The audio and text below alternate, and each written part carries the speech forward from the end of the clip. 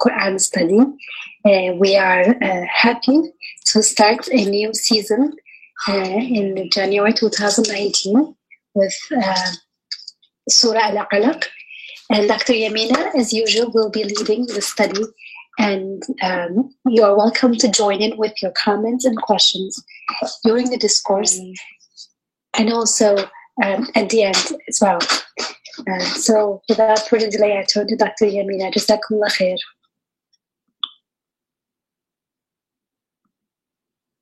Thank you, Isra. أعوذ بالله السميع العليم من الشيطان الرجيم. بسم الله الرحمن الرحيم والصلاة والسلام على سيدنا محمد وعلى آله وصحبه أجمعين. السلام عليكم ورحمة الله تعالى وبركاته. And welcome again to this new surah, inshallah. Surah Al-Alaq is one of the surahs at the end of the Quran, chapter 96, surah 96. And it has 19 ayah. And I thought maybe to get an idea of what this surah is about, I can start by sharing one interpretation, one English translation, and then we'll go, as usual, ayah by ayah, verse by verse, and then we'll start with the original and then with whatever we understand from it, inshallah. So this surah starts with read, which is the famous Iqra. Read in the name of your sustainer who has created. So when I'm saying your sustainer, actually the whole Arabic is singular. It's thy sustainer, Rabbika. Read in the name of your sustainer who has created. He has created human being out of a clinging cloth. Read, for your sustainer is the most generous, who has taught the use of the pen. He taught human being what he did not know. Nay, truly, human being becomes grossly overweening whenever he believes himself to be self-sufficient. For behold, unto your sustainer, your Rabb, all must return. Have you ever considered him who tries to prevent a servant from praying? Have you considered whether he is on the right way or the right path, or he is concerned with God consciousness? Have you considered whether he denied and turned away? Does he then not know that God sees? Nay, if he does not desist, we shall most surely drag him down upon his forehead, the lying, rebellious forehead, and then let him summon his associate, while we shall summon the keeper of hells, or the... Nay, pay no heed to him, but prostrate yourself and draw close. And this last ayah is an ayah of sajda, of prostration, which means at the end we need to go and make a prostration, inshallah, because we are asked here to prostrate to God, and that's how we become close to God. We'll see it when we come then, inshallah. This is the culmination of this, the teaching of this surah. So the first ayah is Iqra Bismi Rabbika alladhi khalaq. Read in the name of your Rabb, your sustainer who has created. And most of us have probably heard or read of how the first revelation came to the Prophet Muhammad alayhi salatu wassalam. So it is related that he first received revelation in the cave on Mount Hira, where he went frequently to withdraw from daily occupation, and he practiced contemplation there for days. And one day, the angel Gabriel, alayhi salam, peace be upon him, the bearer of revelation, visits the Prophet alayhi salam. And before conveying his Rabb's command onto the Prophet, the the angel Jibril alayhi salam, we are told that he pressed the Prophet ﷺ until he could not bear and he could almost not breathe. And then he released him and related to him the first divine command, the first revelation, Iqra, read. Most scholars agree that this is the first revelation. There are others that say it's the Surah Al-Fatiha or Surah Al-Muddathir, but we're talking about the majority. And I'm not going into those details because it's still there. It is an ayah in the Quran. And so the Prophet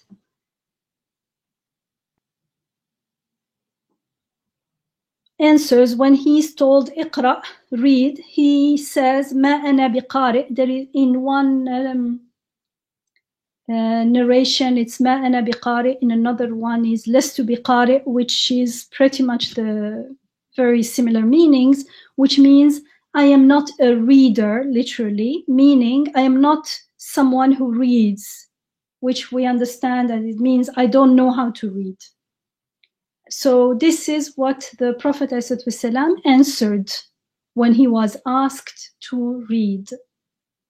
And Jibril ﷺ did not leave it at that.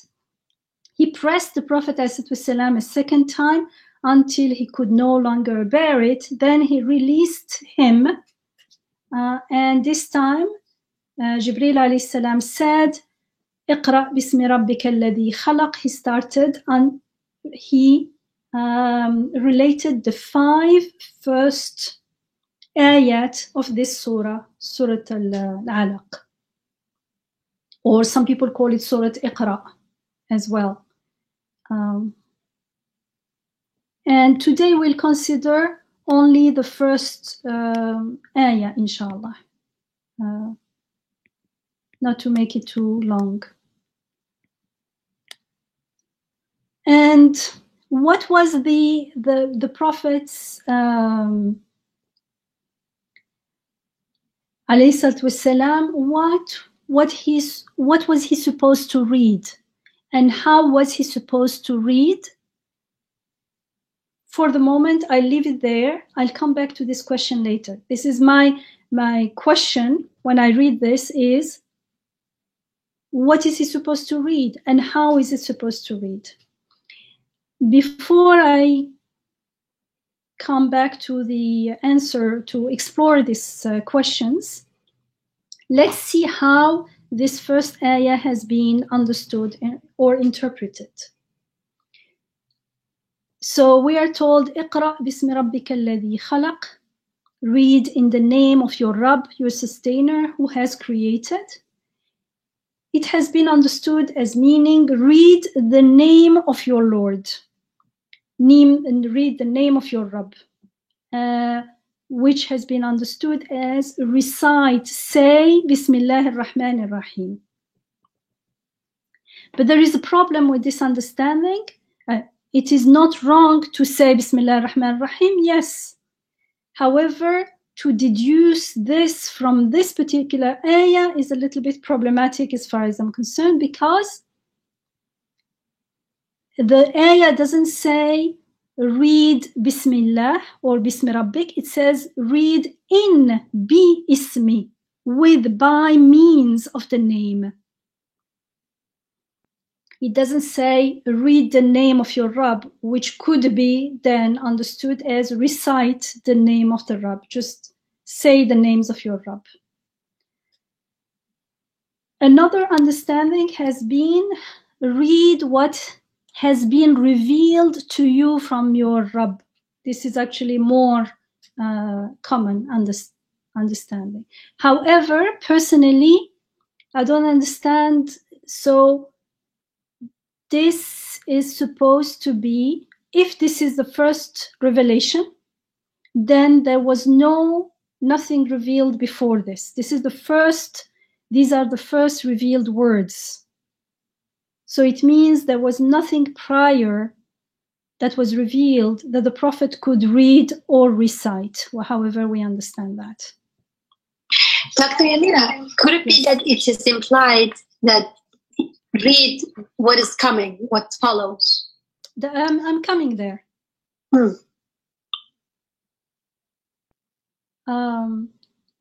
There is also read with the support, with the help of your Lord, of your Rabb, and the be there has been understood by means of. It means with the help of your Rabb. Possible, but how, why, it is unclear. How is it that I read with the support of my Lord?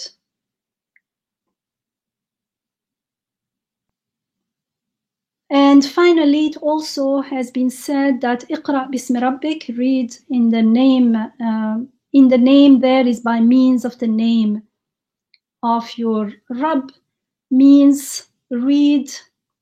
When you recite, you are making the people know that the Quran, I'm simplifying what has been said. You are making known to the people that this Quran is God's words by saying the Basmala at the beginning. So again, it means say Bismillah ar-Rahman ar-Rahim at the beginning, and further, as you say Bismillah ar-Rahman ar-Rahim before you recite the Quran, people understand that these are the words of God. They are not the words of the Prophet Muhammad ﷺ. They are not the words of Angel Jibreel ﷺ. So when you say Bismillah at the beginning, you are not rejecting the word of God. It means you are accepting them as the words of God, let's say. And so accordingly, once Bismillah in the name of God at the beginning is stated, then we have accepted that whatever ensues is from God. It is true as a result. However, as something to start with, it is problematic because it is again implying taqlid, implying imitative acceptance, imitative belief, and that's not truly belief. Because I cannot believe in, believe is having that certainty, knowing, being sure that this is truly from my Rabb, from God who is my Rabb. But so saying Bismillah is not enough, meaning Bismillah, but then the problem becomes what does Bismillah means? What is it that makes Bismi Rabbika so powerful? So there is a truth in this. However, it is not the explanation as it is given to us. It is a conclusion. How do we get to that conclusion is that we need to figure out. Bismi Rabbika must be something very powerful, but what is it that makes it so powerful?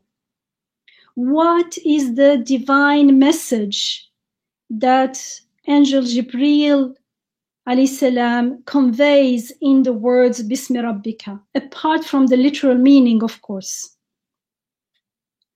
So there is no evidence except to declare, to recite, say Bismillah.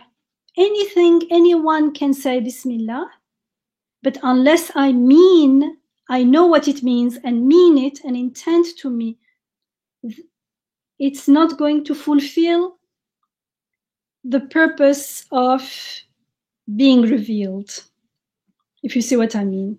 So what we need to understand is what is revealed with these words. What is the message that these words are indicating? Because remember, the words are an ayah, they are a sign.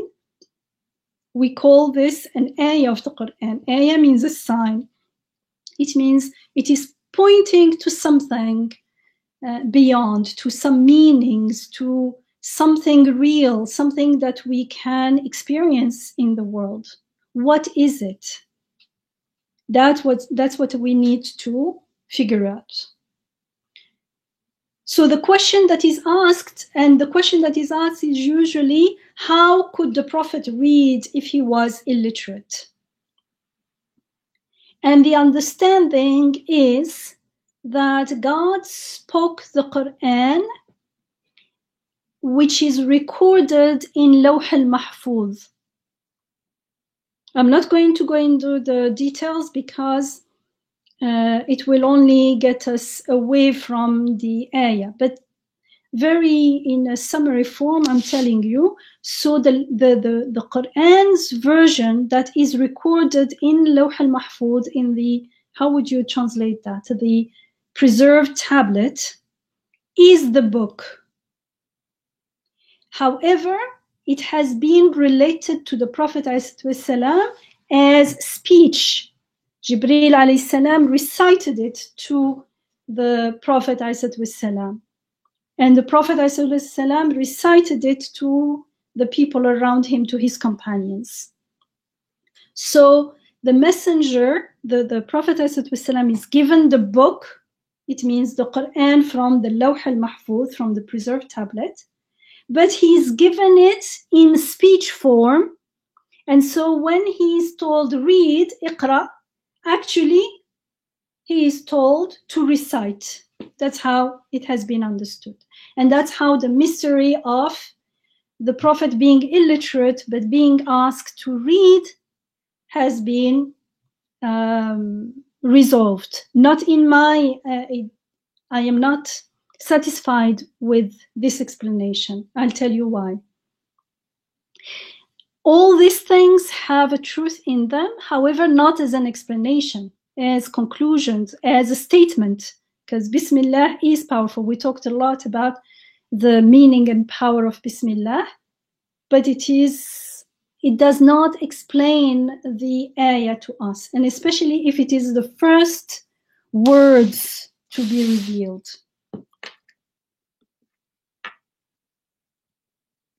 So God is telling his messenger, Iqra, read, as if he's reading from a book, but since it is in speech form, then he can just recite it. He's made to recite it. So, I mean, as far as I'm concerned, I said, so how about me right now? How do I read in the name of my Rabb? Does it mean that I just repeat the words, like parrot them and recite them? Is that it? If I just repeat the words and memorize them and repeat them, I can repeat them every day. If I don't understand what I'm saying, it's not going to have any impact on me, on my life, on anything, on my worldview, on... So for me, there are actually two questions, and those two questions are not directly asked and therefore not directly answered in all these different interpretations that are sometimes you'll find them all together in a commentary. And the questions that come to mind at this point of Ayah 1, when I read Ayah 1, is how do I read in the name of my Rabb? Because it's an imperative, it's a command, read. And the angel Gabriel, in the beginning, he said read many times first, just read, Iqra. And then he said, Iqra bismi rabbika alladhi khalaq. So how do I read in the name of my Rabb? But before that, the question is, what am I supposed to read? Okay, I'll read. What am I reading? Remember that Jibreel alayhi salam first said read. And when the Prophet ﷺ answered that he did not know how to read, what did Jibreel ﷺ do? Did he say, oh, I am sorry, I didn't know you couldn't read. What are we going to do now? No, never mind, you can just repeat after me and recite. He didn't say that. He repeated, read. what does it mean? It means, I am saying read, it means you read. So what was Muhammad ﷺ to read, since there was no Quran yet? And how was he supposed to read? At that moment, there was no Quran yet. So even if you say the 5 verses, is read only reciting the 5 verses? If we understand it that way, then we will say it's reciting all the Quran as it will be revealed in the future. But is that it? Just recite? Recite just repeat, memorize? That's not what Iqra means in Arabic. Iqra, the first, in order to do the Iqra, to read in Arabic, you have to understand. You cannot read without understanding. Subhanallah, even the language, the literally or language, it's difficult to read without understanding, because usually there is no vowel in the language when you're writing. The vowels are diacritical marks, and usually they are omitted except in the Quran so that people can read it properly and pronounce it and recite it properly. But otherwise, pick up a newspaper in Arabic, there are no vowels. No diacritical marks means no vowels. Can you imagine? It means you can only read to the extent that you understand. And so that's the general understanding that you get from the word itself. Read means you understand. You just don't only recite in the sense that you are parroting. It doesn't mean that you don't recite. You can recite, but that is not enough. That's not only what you are supposed to do. You're supposed to do something more. If you are reading, understanding is part of the package. Dr. Yamina? Yes. Assalamu alaikum. This is Asma. Could it mean repeat? No. Recite. Recite is possible, but repeat, no. Mm-hmm. Yeah. Mm-hmm. Because before, the Prophet ﷺ used to have dreams and, about the revelation, and now that this was the reality. So I thought, an introduction was given to him in the dreams that he had before. I thought, so this is just a repetition or something. Yeah. No, it could mean recite, but in any case, it's read.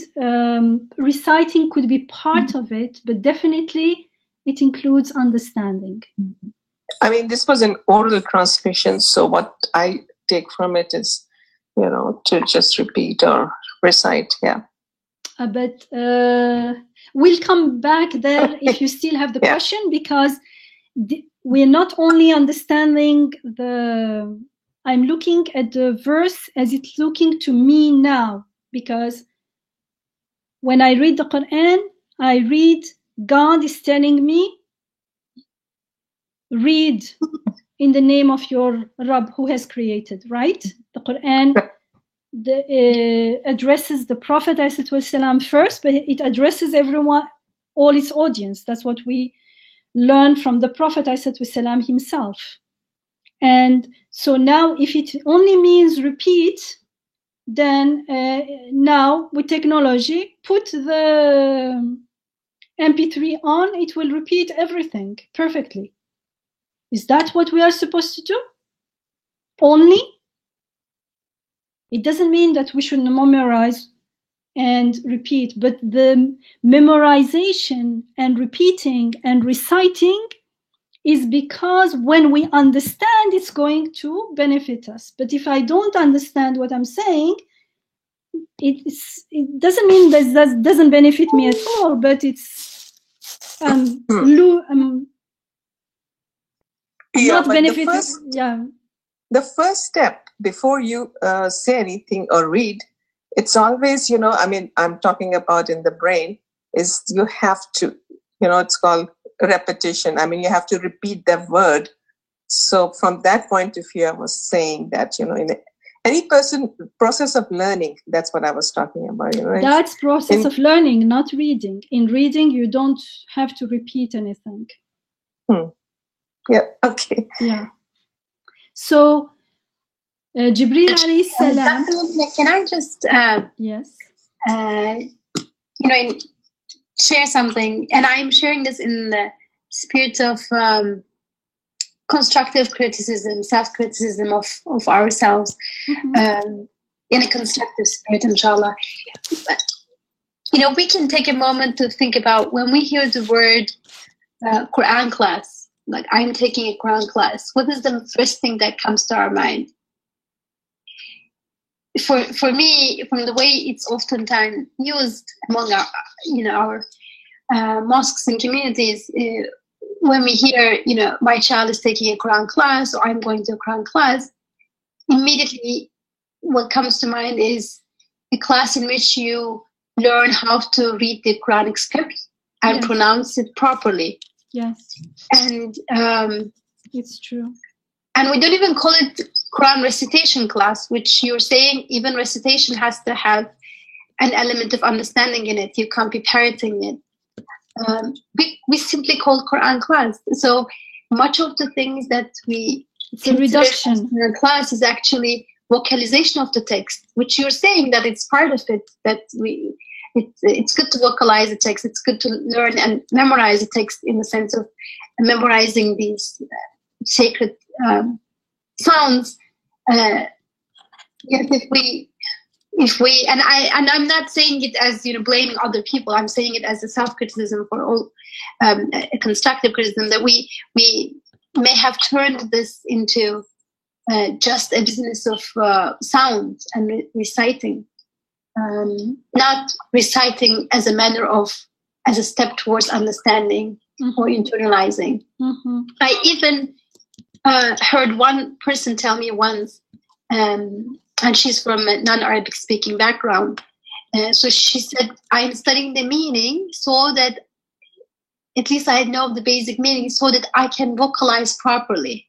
I was like, wait a second, you know, of course, again, I don't want to say she represents all the non-Arabs or all the Muslim community, but we can emphasize recitation at the expense of meaning. It is possible. So, so when we read Iqra, it is helpful to remember that Iqra doesn't mean recitation only, in the sense of just vocalization.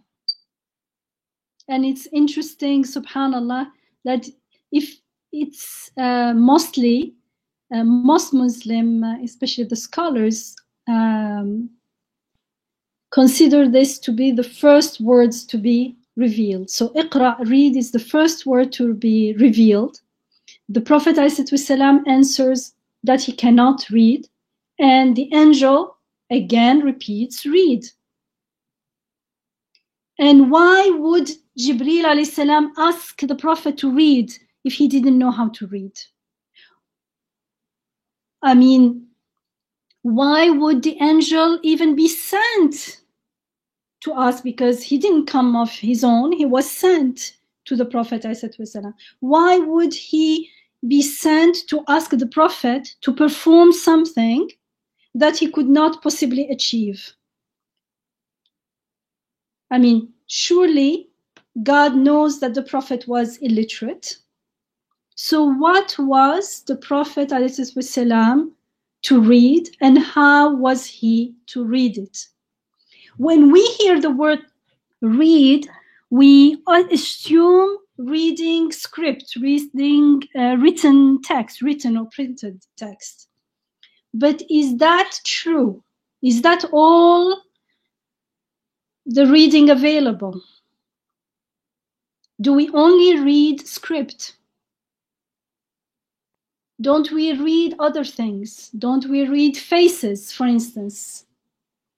What does read mean? It means to look at something and comprehend its meaning. Something that is not obvious, and comprehend its meaning. So we read situations, and we use the word read. We say we read her face, we read the situation. And there are many other ways of reading than just reading the script. So one sort of reading is to comprehend written and printed or printed matter, which we do by interpreting the characters, or which are like symbols. We learn the meaning of the symbols, and then we start reading a script. But is this what Jibreel alayhi salam was asking the Prophet to do? Do we need divine guidance to learn to read a written script? And do you think God would send a prophet just to parrot? He would send the angel to recite, and then the prophet to just memorize the Quran from him and pass it on to the companions and to other people. Is that it? So the prophet is just like a postman? Why is the Prophet ﷺ described as the living Quran? Why is his life so important if his how do you say, not duty, but his, oh God, well, maybe we can say goal. duty. No, not goal, but like he's given a position. What is the position? His function. His function. No, he's somebody says mission. Designation. He's designated to do his mission. Sorry. Yeah, thank you. Thanks, Fariha. So his mission. So if his mission is only to recite in the sense of repeat, memorize, repeat, then the Prophet ﷺ would have no real function there. So how he lived shouldn't matter. So understanding the Quran, where does the understanding the Quran comes in then? Where does the Quran as guidance, guiding our life comes in there? If he's just relaying the words to us.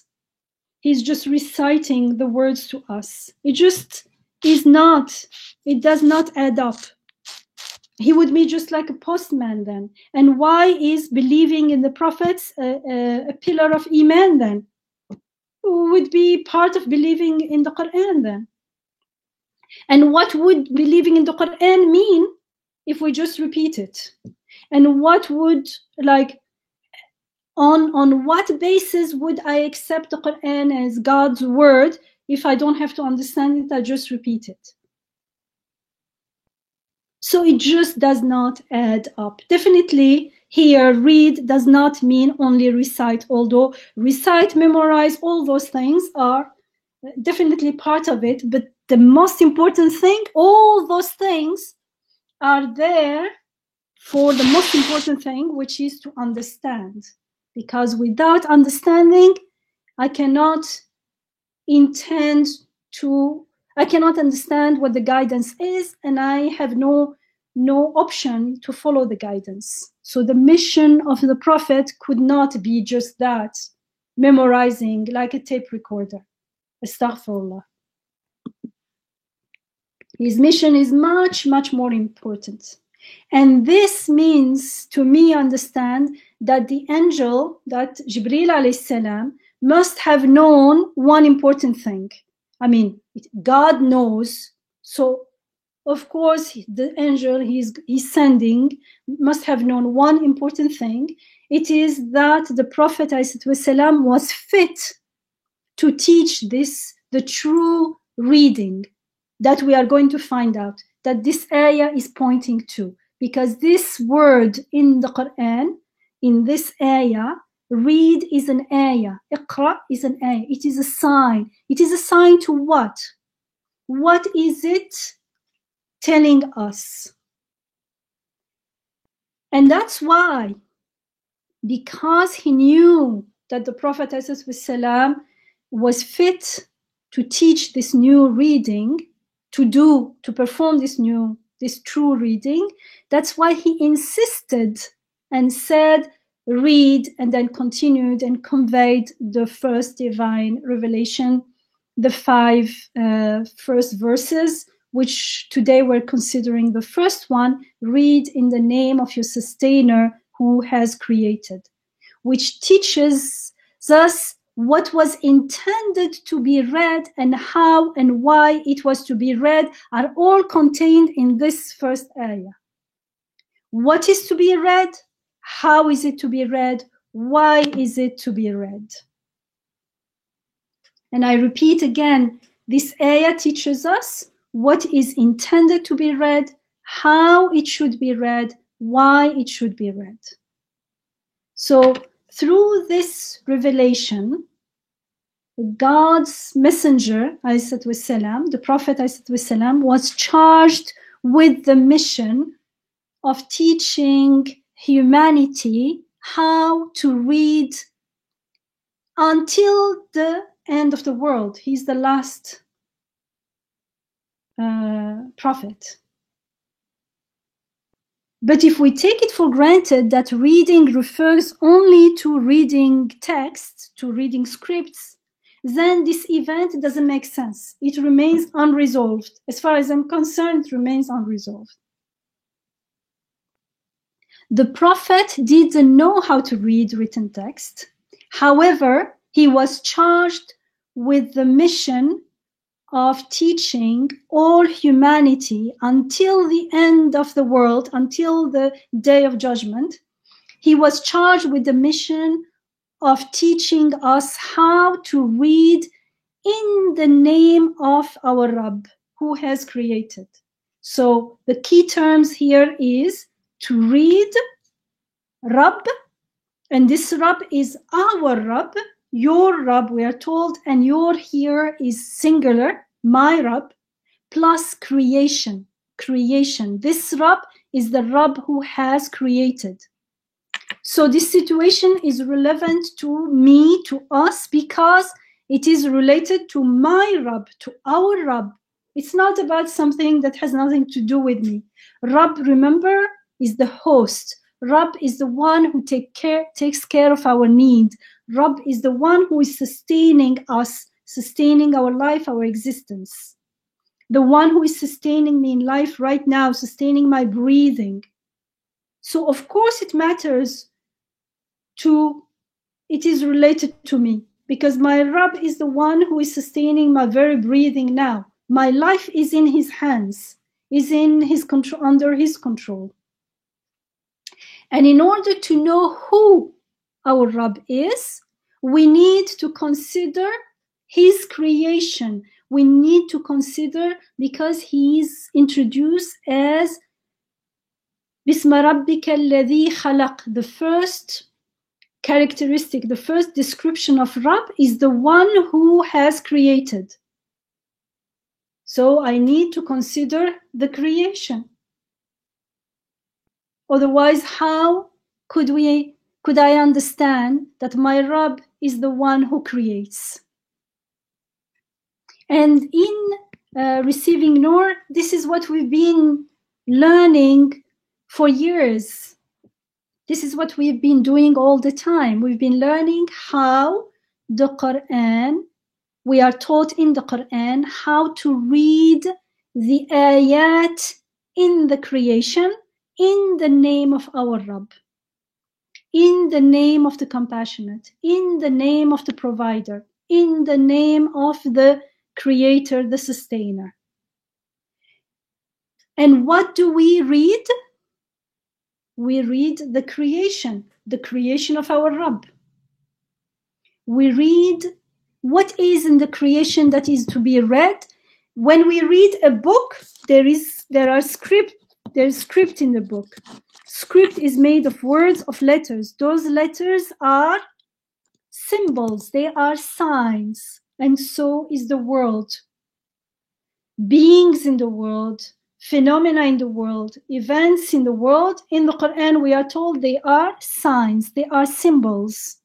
It means they carry meaning, just like the letters of the script.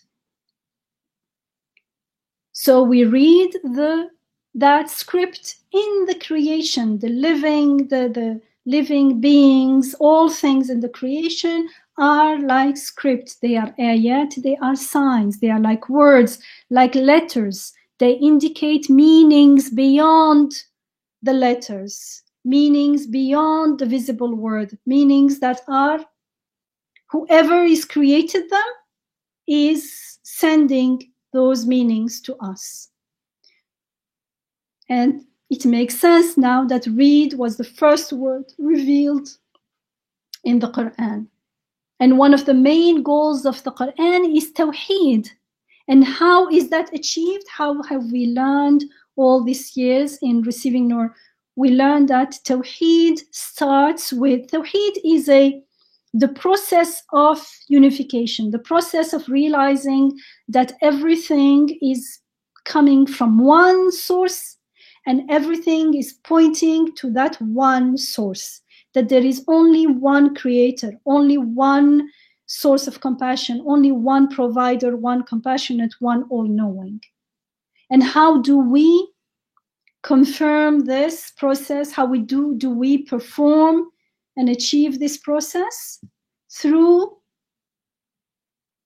learning how to read in the name of our Rabb. And that's what we learn from the Quran, how to read in the name of our Rabb. Dr. Yamina, it could also mean, I was going to ask you another question before this actually, but why did Jibreel alayhi salam squeeze Prophet Muhammad sallallahu alaihi wasallam? Why did he press him so hard, also? That was the question. And then my comment was that it could also mean that even though the Prophet could not read, but the point was this, that Allah subhanahu wa ta'ala will make him understand things, even though he's unlettered. But in spite of that fact, Allah is the source of all knowledge and he is the one who's going to teach him in spite of that. But the moment we say in spite of, we are assuming that what is being taught is directly related to reading a book, for instance, to reading script. But he didn't have any script in his hand, right? What? Exactly, that's what I'm saying. So it is not about script. It is about a script, but a different kind of script, the script of the creation, the ayat of the creation, the process of creation. And that does not, whether you can read a particular script, I can read, I am illiterate in Chinese, illiterate in Russian, because I can't read that script. So it's just one kind of script. This script is a universal script, is a script of the creation. And that's sure. Allah is the one who teaches not only the Prophet, but all of us. That's what the Quran is about. One of the missions of the Quran, the goals of the Quran is to teach us that. But it's not in spite of not knowing how to, or being illiterate, because it has nothing to do with being literate or not, because it's a different kind of reading. But Dr. Yamina, would you say that initially it appears that if somebody is unlettered, we think that person is uneducated, has no philosophy, no particular in-depth training, and so it is unexpected that person will be the person to whom the keys to the universe will be given. The keys to understanding the world, life, is given to a person who didn't go through any formal education, totally unlettered. So would you agree that it's a fair initial surprise? But it is a surprise based on surmise, on our own prejudice. Why? Actually, when you think about it, it makes more sense that he did not have, because and not only he didn't have, but he was also in an environment where there was no philosophy, because otherwise it would be a muddy, a polluted environment. People who already think they know something. But it came to someone who was totally open. His mind was not polluted with assumptions, the illusion, the delusion of I know the meaning of things, I know the meaning of life or anything. So it's like, actually it makes more sense that it is revealed to someone whose heart is totally open and who has not been practicing, not someone who is deluding himself, not someone whose mind is polluted. His mind is totally pure, clean slate. Dr. Yamina, this is a huge point, because at this point, then his being unlettered becomes a very strong point. Yes. Because now, he doesn't assume that he knows things. He never read the Bible, he never read the books, so his mind is totally, otherwise he would hear something. Receptive. Exactly. He's totally receptive, and he's not going to bring his own interpretation on top of it, impose it on it. He's totally receptive to the guidance and the meaning of the guidance. And no biases. Exactly. Yes. Alhamdulillah. So you can see that this kind of reading the creation in the name of our Rabb, who creates, because it's his creation, he is the one who creates. That's how we get to know that he is the Rabb and that he is our Rabb. And then we read in his name rather than read haphazardly and get astray, get away from the sole goal of the purpose of our creation, to get to know him. Because all what we long for, all our aims and longings are actually bound to him. He is the only one who can take care of our needs and our longings and desires, our soul desires. And when we are not reading in his name, when we don't get to know him, when we do not understand the meaning of what's going on in the creation, when we do not know how to read them, the ayat around us, we will waste all our life, all our efforts in looking for all those things we need in things that cannot give us the answer. And that's the path that leads away from God, away from Tawheed, that opens the door to shirk, to associating partners to God at best. And that's why this first ayah has everything in it. It has all the Tawheed. It tells us that we have to read the creation in the name of our Rabb. It's not the Rabb out there, it's your Rabb. And who is this Rabb? He is the one who creates. Look around, you will understand. So, and then when we start reading the creation as signs, as script, signs, symbols, the words, the script, that's what they are called. In linguistics, language is made of signs. So when we start reading the creation as signs, as the ayat, the signs that they are, we realize that all the perfections, all the beauty, all those things we long for and that we see in the world, and therefore we think we need to look for them in the world, we start realizing that they belong to the Maker. their maker, their Rabb, who is also our maker, our Rabb. And to the extent that we realize that those attributes, those beautiful names, those al-Asma al-Husna, that we so long for, that we so need, that everything we need is connected to, the more, to the extent that we realize that they belong to God alone, to our Rabb alone, then we will start knowing God as our Rabb with his beautiful names, beautiful attributes. And because we are created with the love of those attributes, our love will go from those things, those beauties and perfection, to the owner of the beauty and the perfection, to God, to our Rabb. And our praise will be not praise of things themselves, a praise of him, and worship of not of things themselves, but worship of him alone. And we will be grateful to him. And that's what the purpose of our creation is, and that's where our salvation, our happiness lies in. And because we can only ask help from him alone, nothing else can help us. Everything else is like us being created.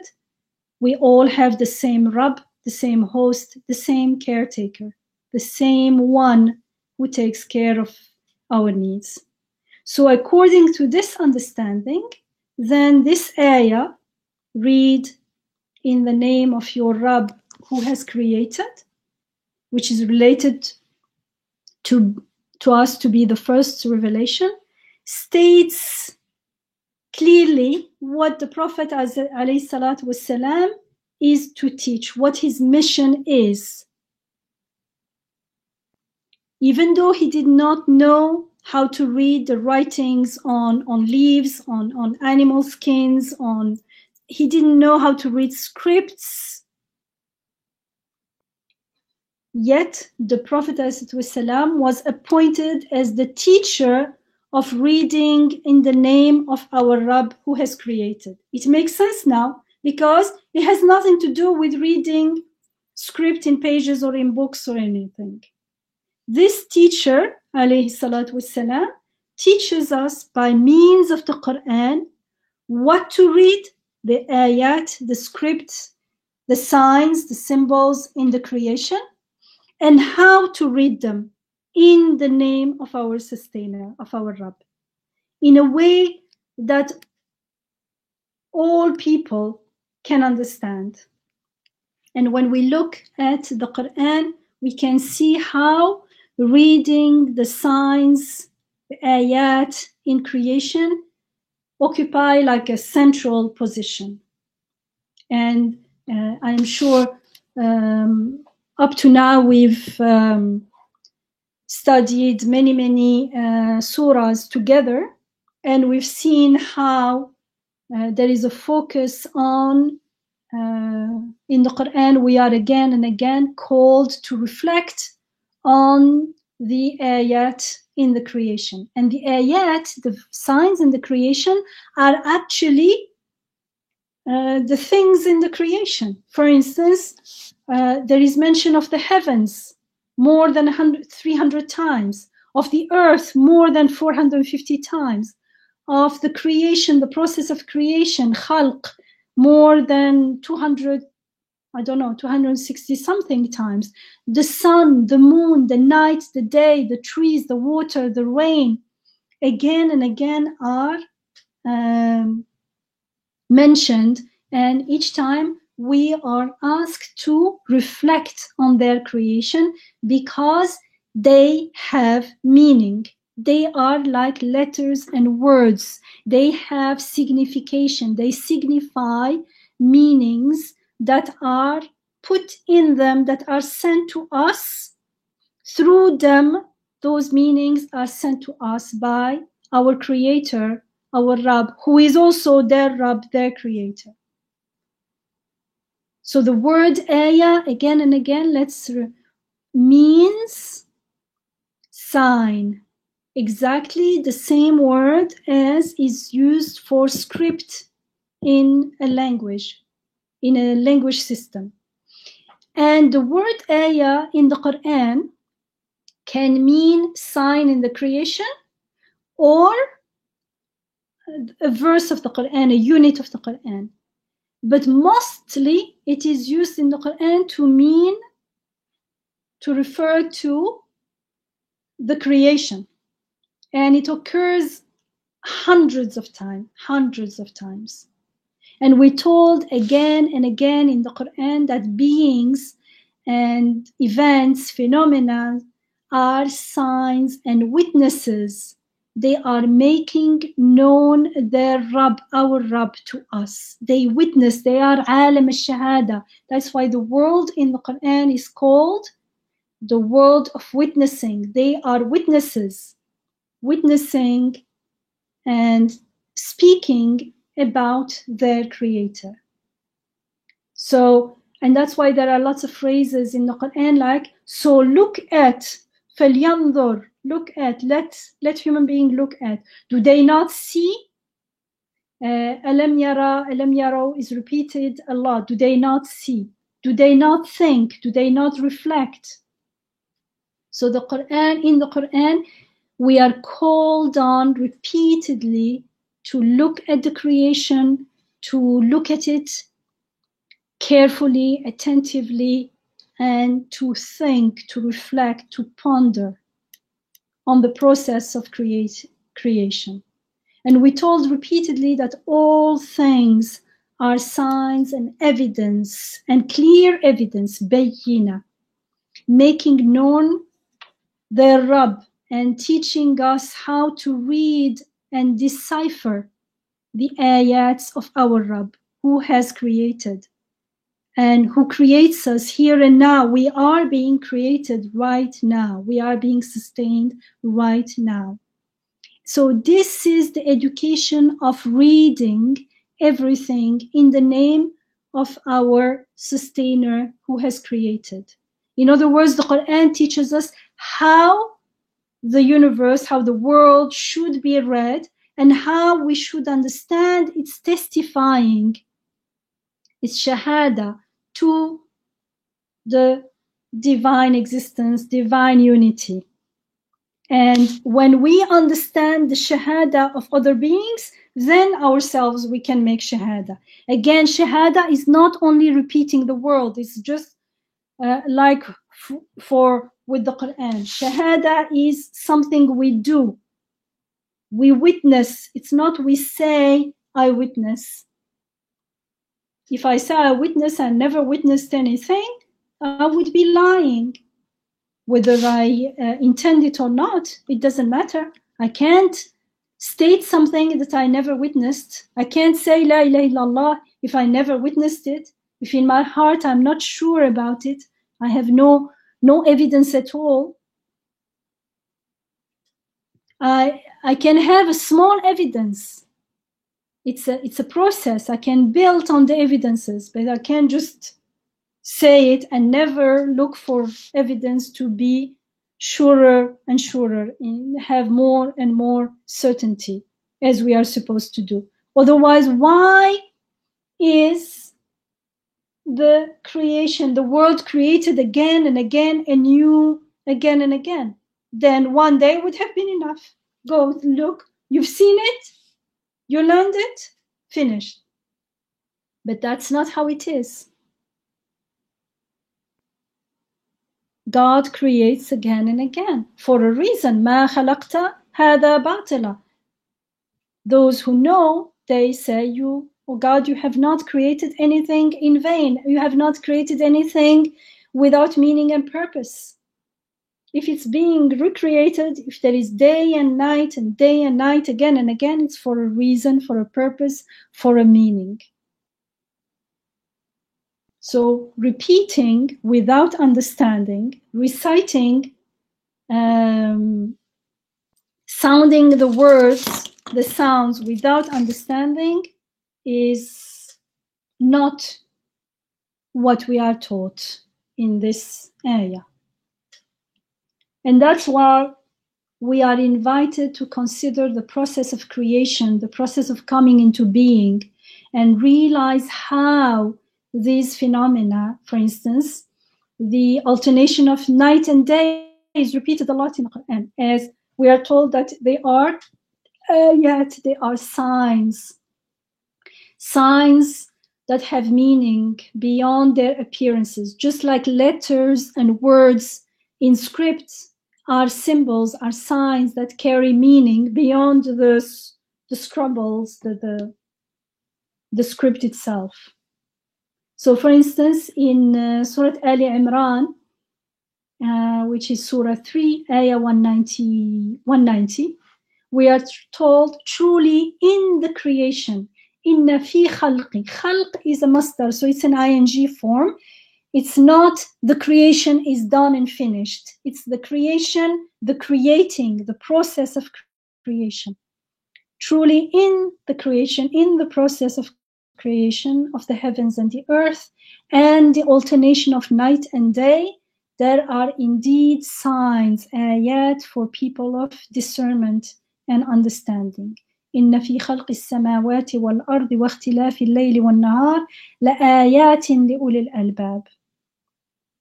And so you see in this ayah, in this verse, ayah here I mean verse, our Rabb reveals to us what is the key to achieve this reading.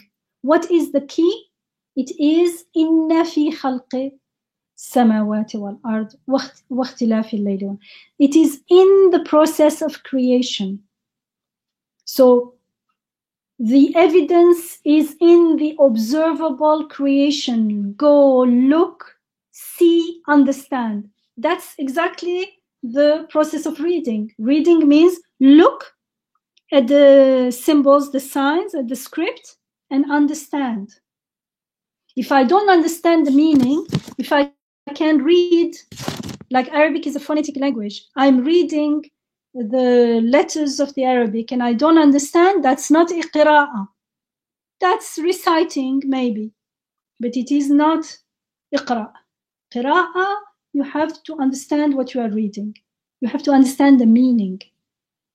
So here we are told you started the reading by looking for evidence, and that's the observable creation.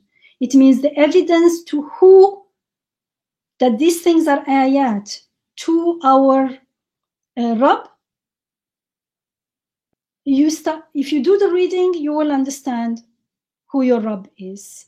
And this ayah, if we look at the previous ayah that comes immediately before, which is ayah 189, we are told, and unto God belongs the sovereignty, al-mulk. وَلِلَّهِ مُلْكُ السَّمَاوَاتِ وَالْأَرْضِ وَاللَّهُ عَلَى كُلِّ شَيْءٍ قَدِيرٌ, which is an ayah, meaning that is repeated a lot in the Quran, as we saw in Surah Al-Mulk. So we're told, unto God belongs the sovereignty over the heavens and the earth, and God is all powerful over all things. So how do I know? How can I confirm the truth of this statement? Meaning, how can I confirm the truth of the statement that says that the sovereignty over the heavens and the earth belongs to God because he has power over all things? Okay, if he has power over all things, I understand that he has control over everything. He's the only sovereign.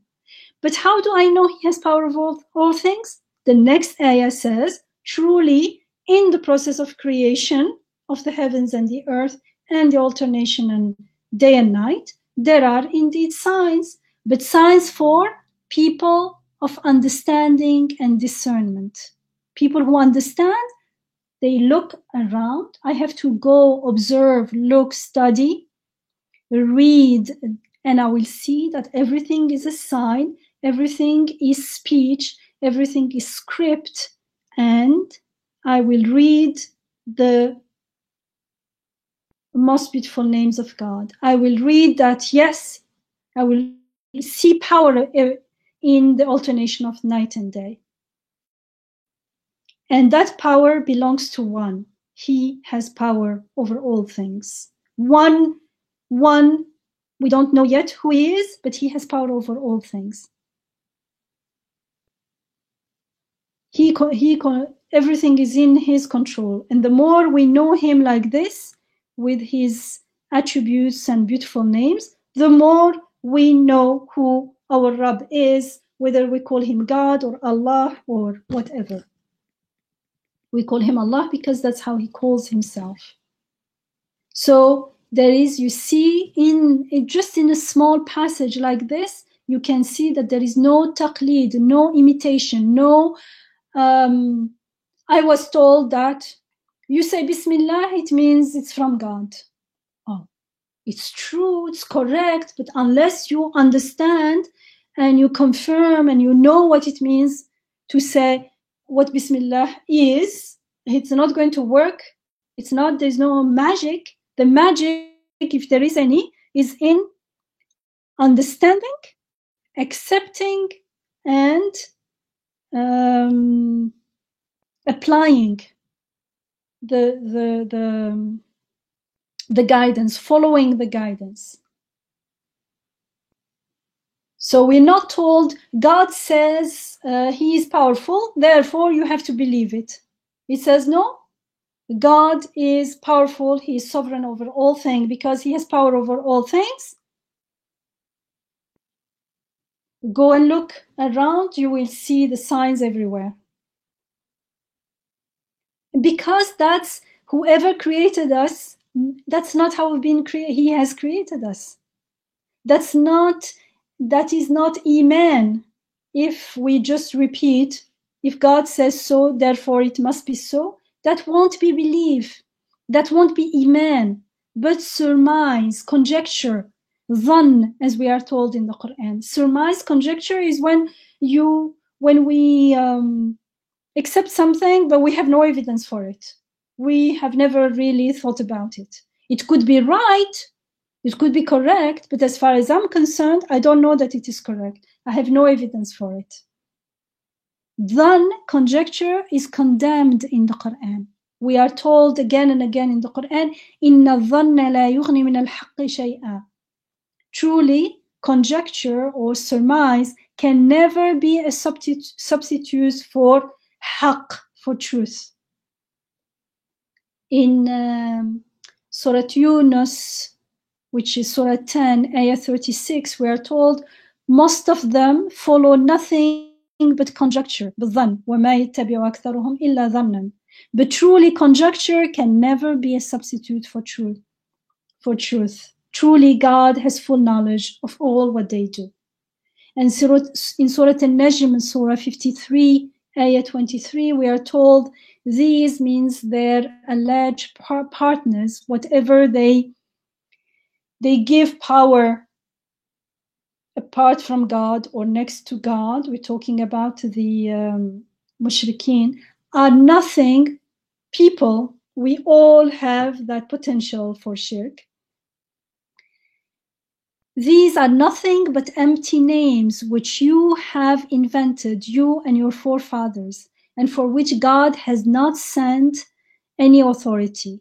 They, it means the people who worship those things, those empty names, follow nothing but conjecture and their own wishful thinking. Although right guidance has now indeed come unto them from their Rabb, from their sustainer. And in Surah An-Najm again, in Ayah 53, Surah 53, Ayah 28 to 30, we are told, and since they have no knowledge whatever thereof, they follow nothing but conjecture. And conjecture is again dhann, surmise. Yet behold, never can conjecture take the place of truth. Avoid then those who turn away from all our remembrance of us, dhikrina. Leave those who turn away from our remembrance and care for no more than the life of this world. So caring only for the life of this world, it means we are not, how do you say, following guidance. We are not focused on akhirah. We are not reading the life of this world or whatever is happening in this life. We are not reading them. We are not seeing the signs. We're not seeing that it's all speaking about God and about akhirah. So we're told فَأَعْرِضْ عَنْ مَنْ تَوَلَّى عَنْ ذِكْرِنَا وَلَمْ يُرِدْ إِلَّا الْحَيَاةَ الدُّنْيَا, which to them, the life of this world, which to them is the only thing worth knowing. Behold, your Rabb is fully aware as to who has strayed from his path, and fully aware he is as to who follow his guidance. Subhanallah. So you see how this is totally condemned. You don't follow something without evidence. That's what the mushriks do. That's not what the believers are supposed to follow evidence. Iman is based on evidence, on things, on shahada, on witnessing. And the witnessing is something that we observe in the world. And that's why reading in the name of our Rabb is so important. And the mission of the Prophet ﷺ is to teach that. Has nothing to do with the script on piece of papers. It's another kind of script. It's a creational script, let's say, a cosmic script. And the fact that God himself sends the angel to tell him to read, it means he's fit to do that. The Prophet ﷺ's first reaction is understandable. He said, he thought, like we all think when we first hear read, we think read a document. He says, I am not a reader. I'm not someone who can read. لست بقارئ. But then we understand that it must be something else, because God knows that the Prophet ﷺ is illiterate. And what is being taught is something that only divine revelation can teach us. It's not reading Arabic script or any script. It's not that. It's another kind. It's a cosmic script that only the creator of that script can teach us the meaning of it. And it is a script a universal script that if we don't know its meaning, we are totally lost in this world and in the next. So it is a very crucial, very essential to learn it, to learn this reading. And actually, one of the main things we do in Receiving Nur is to learn this reading. And personally, this is what I learned, the importance, the great importance, I can't find the word, tremendous importance of reading the signs in the name of our Rabb. I learned it in the tafsir of Imam Badi'u Zaman Sa'id Nursi rahimahullah. May Allah has mercy on him. He's like, as far as I'm concerned, he's my main teacher of the Quran. He's the one who introduced me to the teaching of the Prophet ﷺ. So now I understand that the Prophet ﷺ is not just a postman. He just brought the Quran, recited to us, and now, or just like repeated it to us, now we repeat it after him. No, all his life, all those 23 years of revelation. Why? There would be no need for 23 years then. Those people that time could memorize things very quickly because it was an oral culture. They could have memorized the whole of it in less than a year. Why 23 years? Because it's not about memorization only. Memorizing is part of making it accessible to us, because if we don't have access to it, how are we going to be exposed to its meaning? but exposed to its meaning, it means I understand the meaning and I make the intention to let it transform me, to learn from it, to follow the guidance of the ayat in the Quran. So, as far as I'm concerned, this ayah is just a treasure, mashallah. اقرأ باسم ربك الذي خلق. It has all that's, it looks like one ayah, but this ayah is so comprehensive. It has everything in it. So full of guidance, so much packed. And that is rahmah, that is healing. Like before you get to, of course, the more you hear more guidance, it's going to clarify more and more and repeat it more and more and from different perspective, and so that the heart is convinced more and more and our soul is at ease and at peace with the meaning. But subhanallah, it's like one unit has all these meanings packed in it, and all the key terms are there. Read, Rabb, creation. Subhanallah. سبحانك لا علم لنا إلا ما علمتنا إنك أنت العليم الحكيم وآخر دعوانا أن الحمد لله رب العالمين اللهم أرنا الحق حقا وارزقنا اتباعه وارنا الباطل باطلا وارزقنا اجتنابه آمين والحمد لله رب العالمين. Thank you. Jazakumullah khair. Is there anybody who would like to ask a question at this time or make a comment?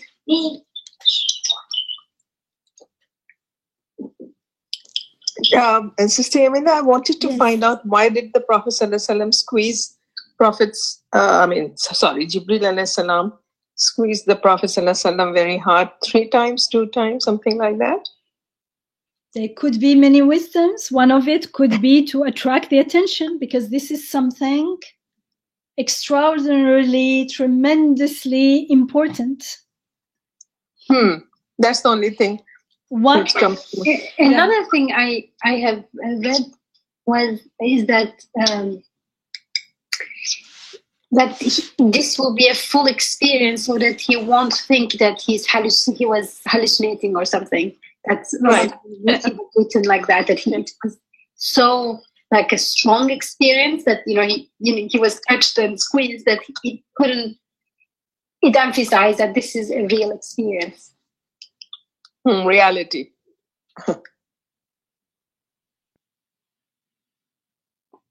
That he was not dreaming or anything. I mean, it's like a reality. Yeah, that's one interpretation that I have read.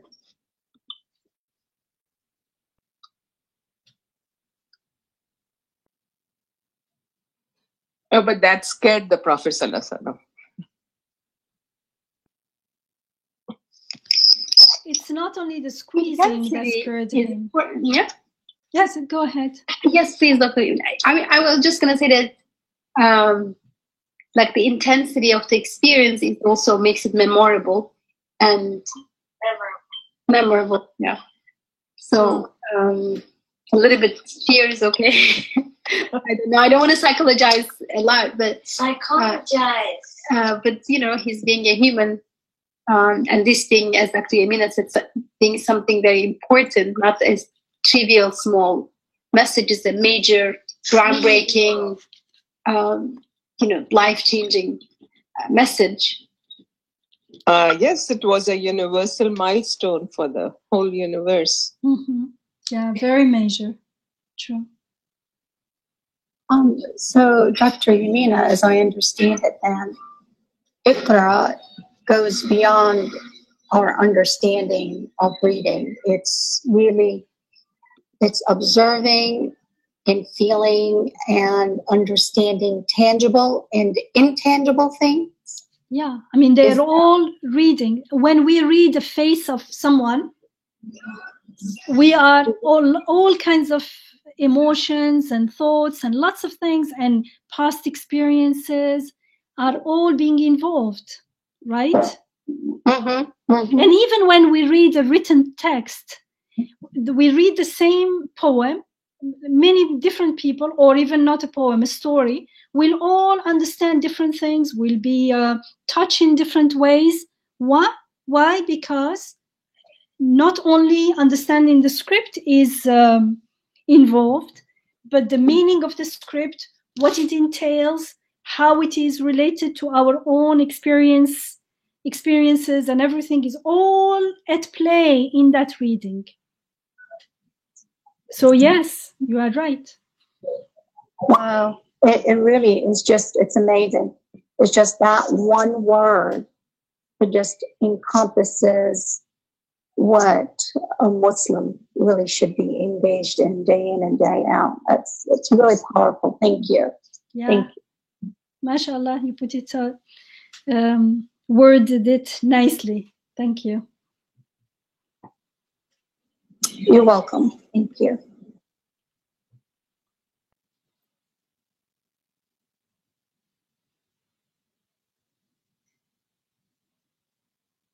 Is there anybody else who would like to make a comment?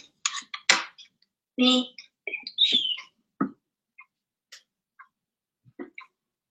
I see several people unmuted, but I don't know if you're speaking. I don't hear it. I wanted to ask a question without interrupting anybody else. I guess I'll go ahead and ask. So what if you are in a place where you cannot understand, you can barely read the Arabic and you cannot understand it, and you don't really practice much, you don't pray or you don't do any of the things?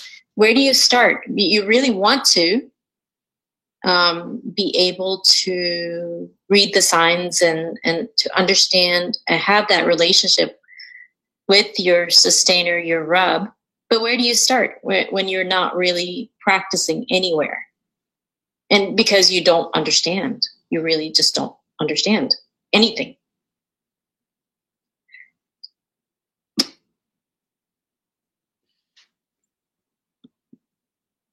You start by acknowledging that you don't understand, and then making the intention to understand and ask around who you want to also know what you want to understand. Do you want to understand?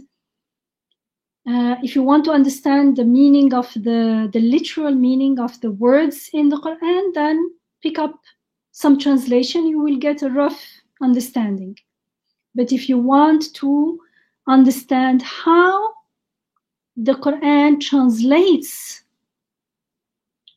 the signs in the creation, how the Quran teaches us how to read the creation, then you will, as long as you are clear about what you want to learn, then you make your intention, you look around, ask, and you will find it. If you're not clear, most people don't even know that they don't know how to read. Or if they think they don't know how to read the Arabic script or how to understand Arabic, they may think, okay, now it's the time to learn the Arabic language.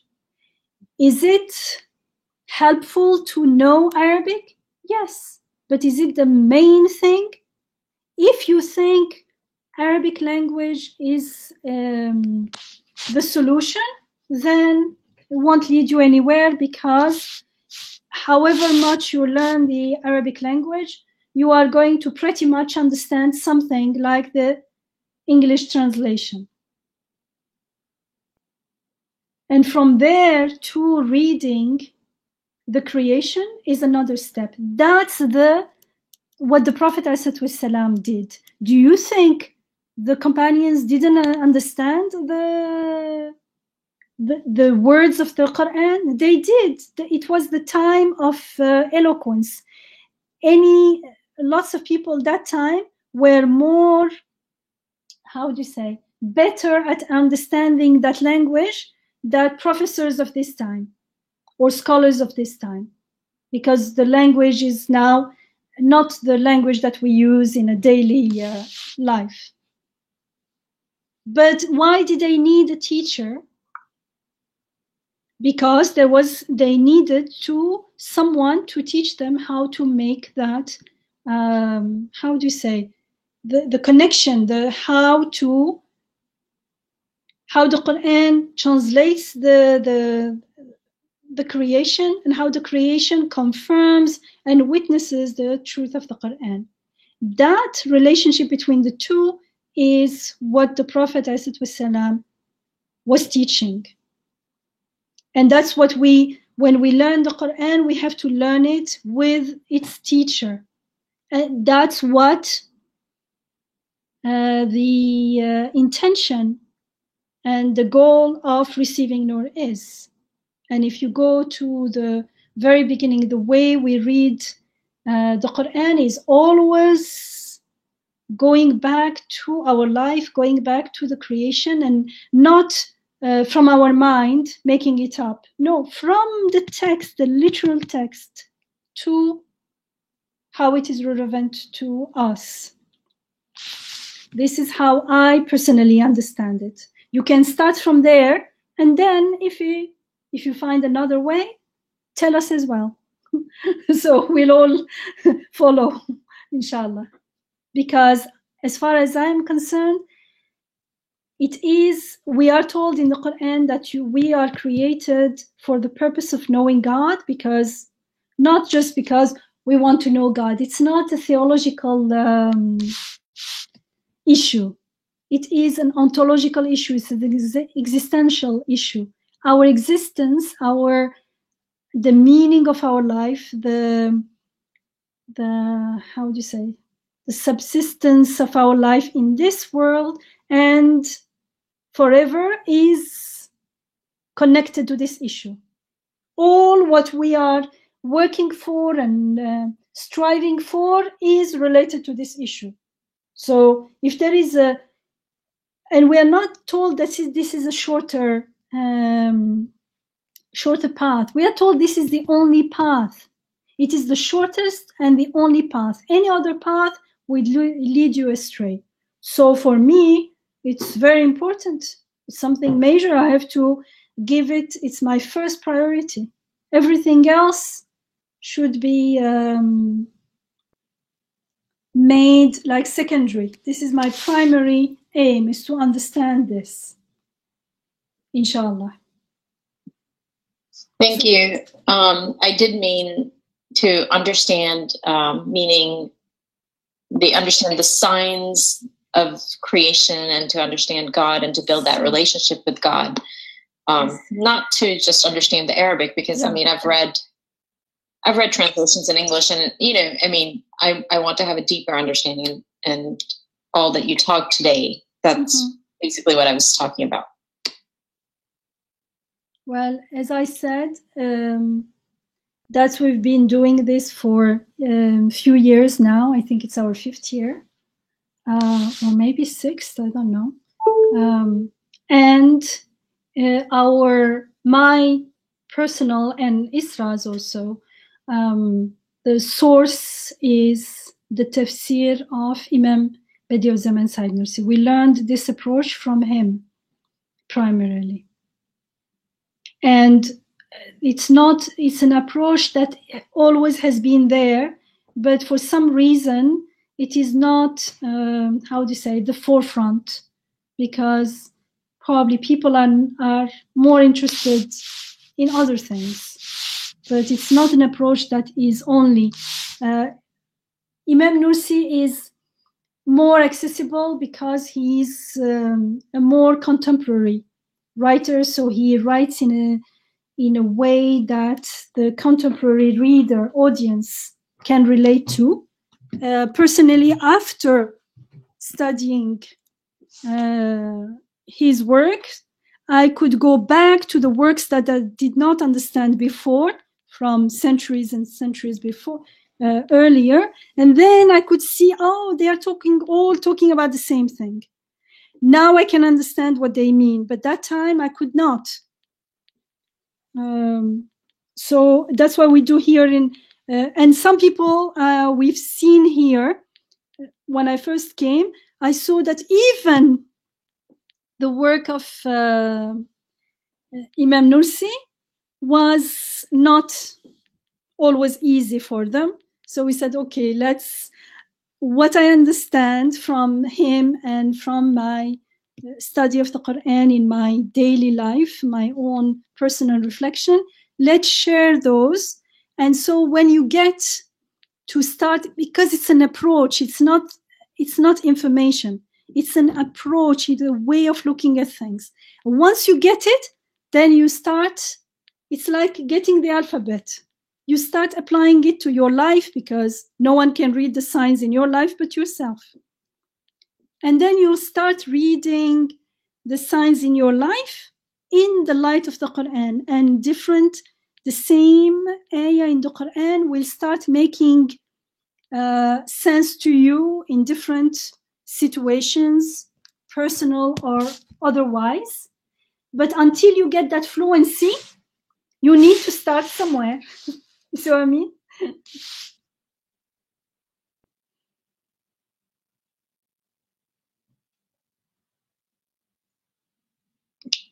Yes, thank you. You are welcome. Assalamu alaikum. Wa alaikum salam wa rahmatullah.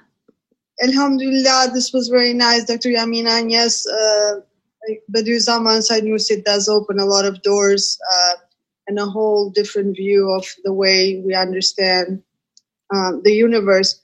My question for you was, in this ayah, as the introduction of ayat, if we were to say, would you know why Allah chooses to introduce himself as the creator, like besides all of other of his beautiful names? You mean as Rabb rather than creator, as the sustainer?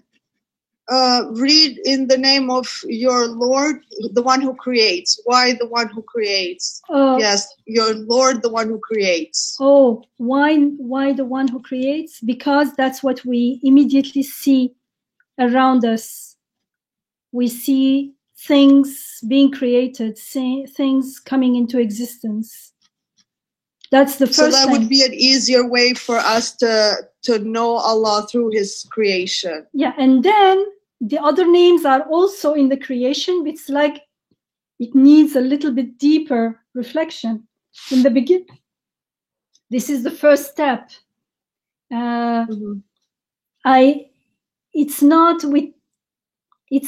how do you say, obvious that my Rabb is the one who creates, because often actually our Rabb is whoever we believe is taking care of our needs. So actually your question is a profound question. So for instance, I am thirsty. It seems to me that the Rabb of my thirst is water, and the Rabb of my hunger is food. That's what Rabb means, the one who takes care of your need. And here I'm told, your Rabb, my Rabb, is the one who creates. Just a second. What does it mean? It's actually not so obvious. We repeat it, we say, God, Allah is the Rabb of everything, but day in, day out, in my life every day, it seems like the water is doing it. And because we think in a very superficial way, and we talked about it a lot in the past, which is, for instance, it is true that if I don't drink water, I will remain, my thirst won't go away, won't be satisfied, won't be quenched. But from there, we go into another extreme, which is water is what is what is fulfilling or quenching my thirst. That's totally different. It's like the example that I always give, because it's so simple, is there's no light if there's no bulb. If the bulb breaks or burns, There's no light. Okay, but it does not mean that the bulb makes electricity or light or anything. It's just part of the system. But usually we don't stop and reflect, as we are told in this area, and therefore we conclude without thinking. That's the whole thing, is that when we are in ghafla, we are mindless, we are unaware of what we are doing. We don't mean that water is my Rabb, but we act and feel in our heart. We love water. We truly, our heart is attached to water. It means without realizing, we are attributing to it some kind of mini Rabb, small Rububiyyah, that it's taking care of my thirst, for instance. It's giving life to plants, for instance. And this, in this ayah, it's saying, your Rabb is the one who creates. So it's actually, there are layers and layers in this ayah. Today we only touched a very superficial layer. Yeah. So also, Dr. Yamina, could it also mean ontologically that Allah subhanahu wa ta'ala is the transcendent being who's beyond the creation? Of course, yeah. If he's the one who creates, then he is not within the creation, he's not created. Of course, sure. Yeah. So there are only two things. One is the creator and the rest is the creation. So no other options. But that's definitely there. However, now there is a process of assimilating that, of digesting that, so that in my heart, I drink the water and my heart is full of gratitude for the Rabb, my Rabb, the Rabb of the water. Can you imagine? This is the process that what we are aiming for. When I eat something delicious, I am not, my feelings are not stuck in that food itself, but immediately my feelings are full of gratitude for my Rabb, who created the food, who creates me, and who creates the connection between us, and who give me that liking and that pleasure from something that's irrelevant,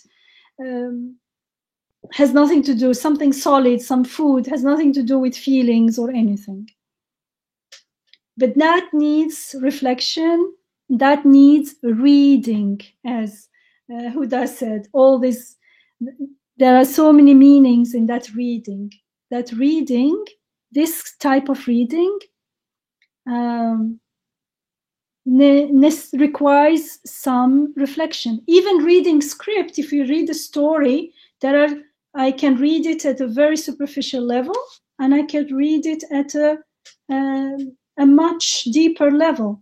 So why, when it comes to the Quran, which we claim to be God speaking to us, divine guidance, we shouldn't practice this and stop and reflect on these meanings. Yeah, so there is two things there actually. Rabb, not Allah, but Rabb, and the Rabb who creates. Subhanallah. Very meaningful.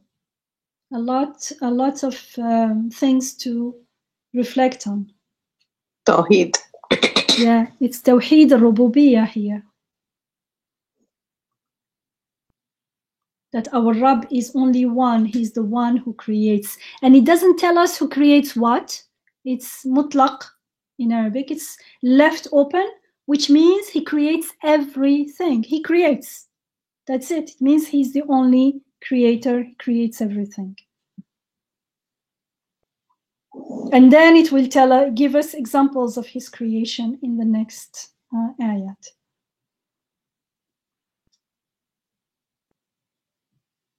Nice. Okay, so yeah.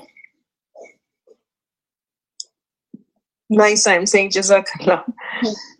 Okay. Jazakallah khair. So then, on that note, we can, inshallah, stop here for today.